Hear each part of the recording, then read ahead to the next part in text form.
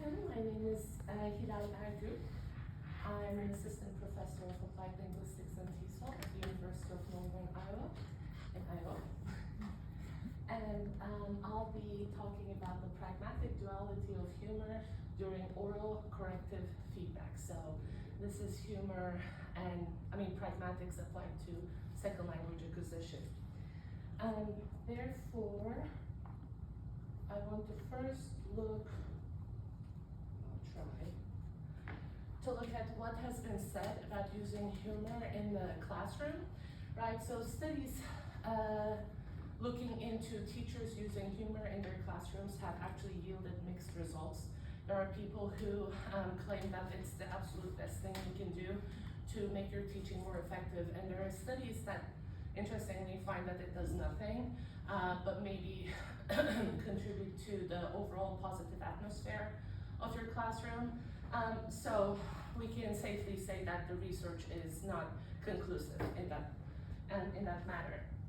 So there's also theories now that state, one theory that states that it's possible humor is only an effective teaching tool if the overall affect in the classroom is positive, the humor is perceived by the students as appropriate, and the processing ability of the student is enhanced, like they're focused on you and not distracted and things like that. So this actually may perhaps explain why studies have been finding different results as to using humor in the classroom. But we can say one thing for sure, and that is that it has an effective function in the classroom. So that's the humor side. And then oral corrective feedback. First of all, when I say oral corrective feedback, I mean teachers, not peers for this study. Teachers' corrections on students' language learners' L2 output, verbal L2 output. So, and oral corrective feedback matters if you're not familiar with second language acquisition studies. It has been found time and again to be a helpful tool, an effective strategy in teaching for retention of the language. And so it's been studied, it is being studied exhaustively. There's, last I checked, there were thousands of publications on the issue. And so the pragmatic side of oral corrective feedback is, of course, that it's a face-threatening strategy, especially in adult groups like the data that I'm working with. You're essentially telling a grown-up person that what they said is wrong, right? So there's this face-threatening quality that's inherent in OCF. So therefore, mitigating strategies are crucial when you are correcting your students' mistakes. And then I actually found that in my particular set of data, every single instance of OCF is mitigated verbally or non-verbally, just to give you an idea of the face threat. So then connecting oral corrective feedback to humor. Humor is one way to mitigate face-threatening acts, and here in this case, the face-threatening act of correcting learner errors.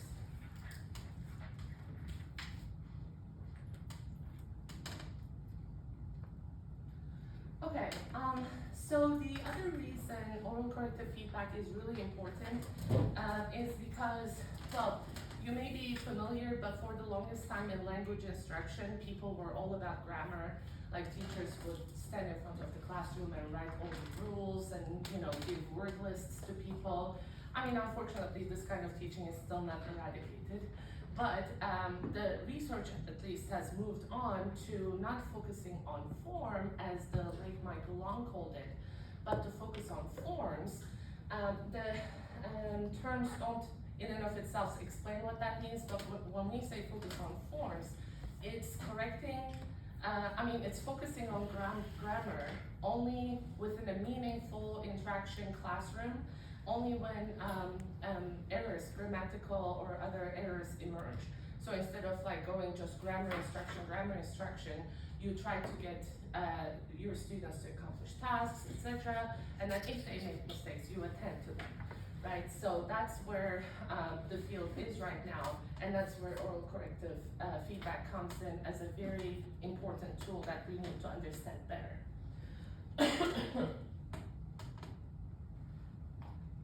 Okay, so the purpose of this study, this presentation actually I should say, is to document humorous OCF instances that actually distract from linguistic accuracy and the pragmatic duality that this causes.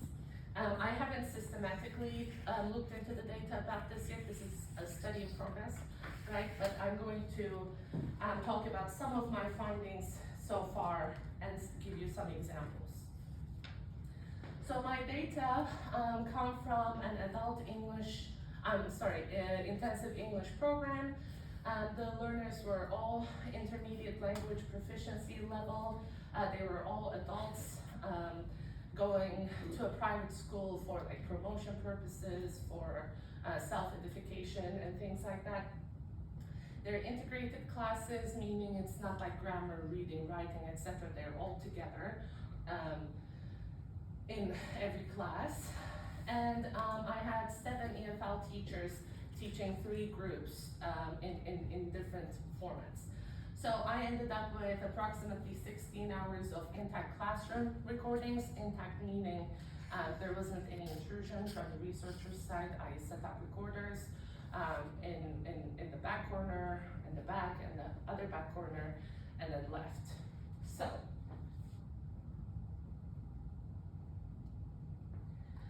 the methodology I used, well, the transcriptions and annotations were made on ELAN, the linguistic annotation and transcription tool.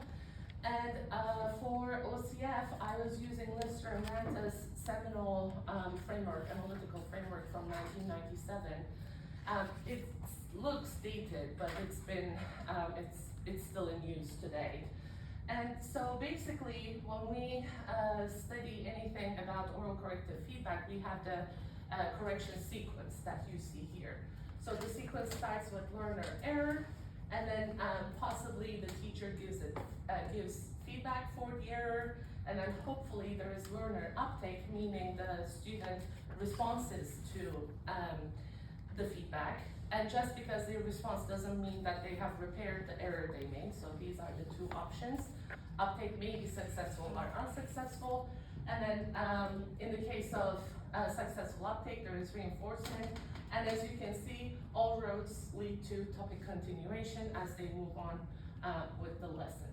So this sequence is important in terms of operationalization reasons, because how do you know if feedback is effective, if the students have learned from it, right? You look at uptake.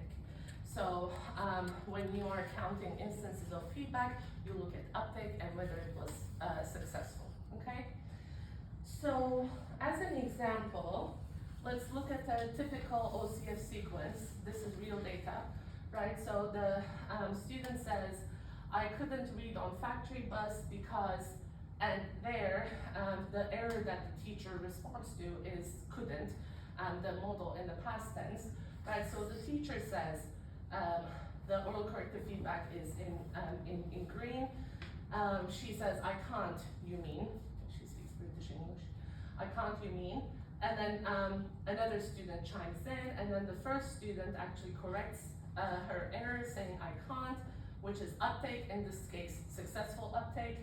And then the teacher goes, reinforcement, and then they continue, which is topic continuation. So this is what it looks like, and I want to draw your attention to the green and the yellow because it's the OCF and the uptake, okay?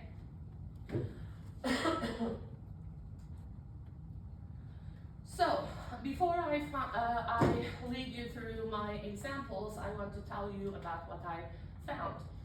So, humor actually may act as a distractor if used while the provision of oral corrective feedback.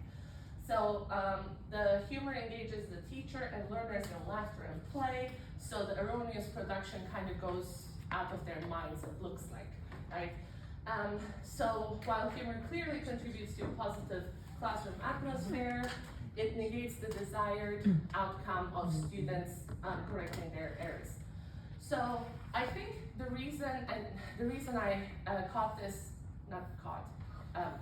this presentation, pragmatic duality, when you are correcting learner errors, essentially the implied message is you're wrong, correct your mistake.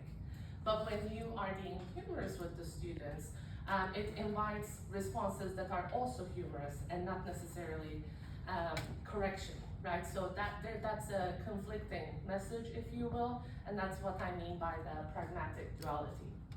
So let's take a look at some examples. So here, the teacher has asked if the students have done their homework, and I think they asked her if she has done her homework. So she says, that's not for me, this is for you actually. And the @ signs are laughter pulses, right? And the laughter in dual parentheses is like collective laughter from the classroom. So one of the students, because the teacher is being humorous, one of the students says, we're the best student. And as you can see, you can't say we are and student. So the teacher corrects her here, yes, best students in the world. So best class, and she laughs, and then she continues. So as you can see, because humor was involved, even though there was a correction, no one was actually focused on the correction. They were just going on with their humorous interaction. So here they're also having, these are from different, these are from different parts of the lesson. So the student was trying to explain, so because this is meaningful, communicative classrooms, the lessons are always like tied to students' own lives, etc. So as the student was trying to explain something why she couldn't do something, she said, I'm a human at the end. And so the teacher corrects her saying, at the end of the day, I'm a human, she says. But then, as you can see, there's no yellow, there's no uptake because she was laughing and they were being humorous, so no one took notice of the correction that we can see, maybe in their minds. Okay, so this one is from a particularly friendly class. So the teacher and the students are kind of in banter, right? So the teacher says, now you remember. Oh my God, she laughs. And one of the students says, get over, but actually he means to say get out. So like expelling the student from the classroom. So the teacher corrects him saying get out, because it's not get over, it's get out. But she then continues herself, and there's no output from the students at all, so she continues herself, and again, the feedback is lost. This is the last one. Here, one of the students is trying to explain that she was absent the previous lesson, and that's why she didn't know about the homework, and that's why she didn't do it. But instead of saying absent, she said upset. So there's this whole thing about the teacher trying to explain the difference between upset and absent. So towards the end of this, the student finally says it correctly, absent. But someone, again, we don't know who, says upset, right? So then the teacher says absent, right? Absinthe is different. Absinthe is a drink. So here I have the exclamation mark there because absinthe is actually pronounced with the stress on the first syllable, but in this teacher is a native speaker of Turkish, and in Turkish we say absinthe with the stress on the second syllable, so he's incorrectly giving an example, but we focus on his intention to show where the stress falls in the word. So again, as he's trying to correct the student, someone chimes in saying poison, and he says, yes, it's poison, because absinthe is particularly strong. You see the green fairy, word has it, I wouldn't know. But so once again, there's no yellow line, right? There's no update. The OCF is fully forgotten. So, as my conclusion, in some humorous OCF instances, learner uptake seems missing due to the possible pragmatic duality. Because I suspect that there might be an effect of the age group of the learners because they're all adults.